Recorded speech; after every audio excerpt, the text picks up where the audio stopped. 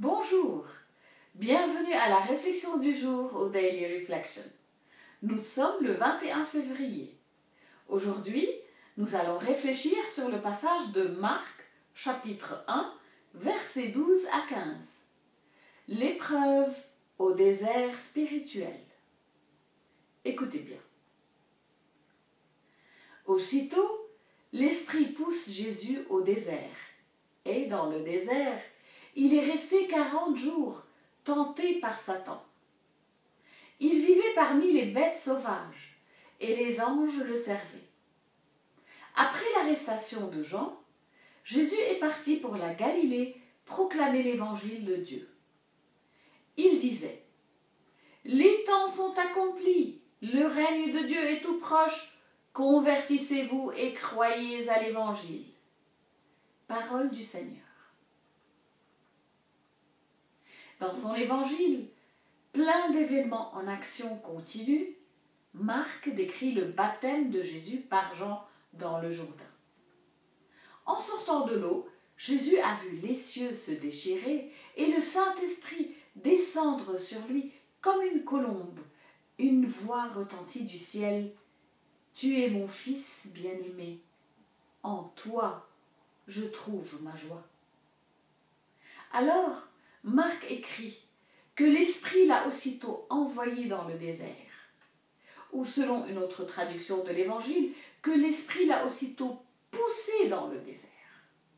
Et dans ce désert, il vivait parmi les bêtes sauvages. La question qui nous vient immédiatement à l'esprit est la suivante : pourquoi ? Pourquoi l'Esprit Saint aurait-il poussé Jésus dans le désert ? En bref, la réponse est la suivante : pour qu'il soit mis à l'épreuve. Si nous sommes sérieux dans notre cheminement de disciples, l'Esprit Saint nous conduira également dans le désert de l'épreuve. Ces temps d'épreuve peuvent durer quelques jours ou dans certains cas quelques années. Les Israélites ont passé 40 ans dans le désert. Cela peut être une période terriblement difficile. Le fait d'être seul au milieu des bêtes sauvages qui nous menacent de nous détruire. De plus, comme une personne peut boire n'importe quoi pour assouvir sa soif dans un vrai désert, nous aussi, nous pouvons faire n'importe quoi pour satisfaire nos soifs émotionnelles dans le désert spirituel. Mais Jésus nous montre qu'il existe des alternatives. Lorsqu'il avait faim, il était sans nourriture depuis 40 jours, vous vous souvenez ? Lorsqu'il avait faim, le tentateur est venu à lui en sachant qu'il était vulnérable. « Si tu es le Fils de Dieu, dit-il à Jésus, dis à ces pierres de devenir pain. » Jésus lui a répondu en citant le verset de l'Ancien Testament, Deutéronome 8.3. Il est écrit : l'homme ne vivra pas seulement de pain, mais de toute parole qui sort de la bouche de Dieu. Matthieu 4.4. Dieu nous aidera à surmonter les tentations.